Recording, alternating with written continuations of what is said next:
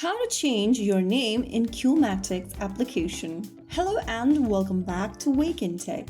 If you are on QU MATIX and wondering how to change your nickname or your name, it's pretty simple. Launch open the QU MATIX application on your device and sign in to your account. Once you're inside the QU MATIX homepage after logging in, go ahead and click on the account button from the top left. Once you're inside this accounts tab, go to the nickname option and erase your current nickname. Write down a new name you want to change to. After you are done, click on the save button from the bottom. In order to save after you change your nickname, you need to enter your first name, last name, and other info in this page. After entering the date of birth, go to the country option and select your country. Enter your address in the text box and click save.